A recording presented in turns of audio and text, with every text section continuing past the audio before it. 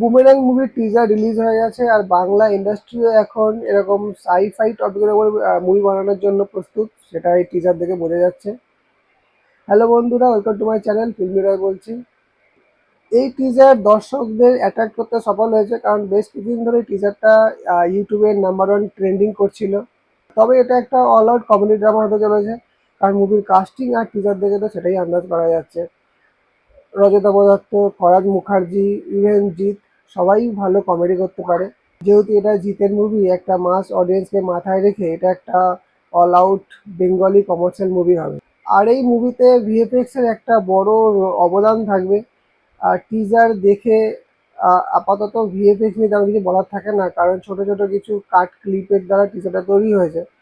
তবে টিজারে একটা VFX shot যেটা একটু আনন্যাচারাল লাগলো, যেখানে রুক্মণী মৈত্র সিলিংয়ে ক্রল করার যে দৃশ্যটা রয়েছে তাতে পা স্লাইডিং দেখা যাচ্ছিল। ভিএফএক্স যখন অ্যাটেম্প করাই হচ্ছে তখন কিছু জায়গায় সেটা ভালো মতোই নজরে রাখা উচিত, যে কোন জায়গায় ভিজুয়ালি একটু লুক অড হতে পারে। যদিও ভিএফএক্স কিছু জায়গায় ওভারলুক হয়ে যেতে পারে যদি মুভি সেরকম স্ক্রিন প্লে, সেরকম রাইটিং, সেরকম এনগেজিং থাকে। যেহেতু এই মুভিটাতে কমেডির সাথে অ্যাকশন তার সাথে ভিএফএক্স থাকবে, তো এটা একটা অল আউট ভিএফএক্স মুভি হবে না, সেটা তো বোঝাই যাচ্ছে।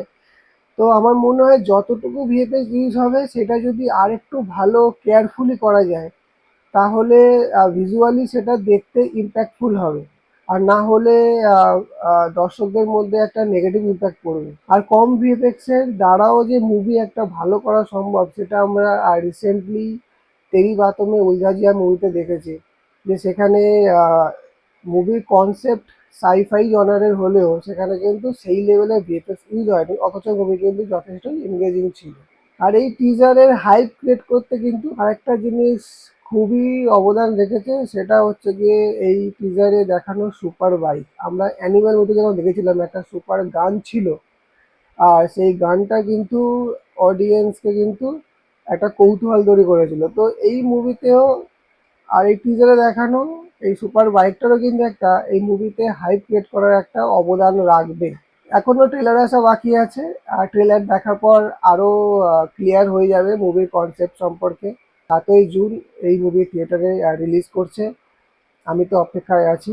বাকি তখনই বোঝা যাবে মুভি কিরকম দর্শকদের মধ্যে ইম্প্যাক্ট করতে পারলো। ভালো থাকুন, বাংলা মুভি দেখুন, বাংলা মুভির পাশে থাকুন। বাই।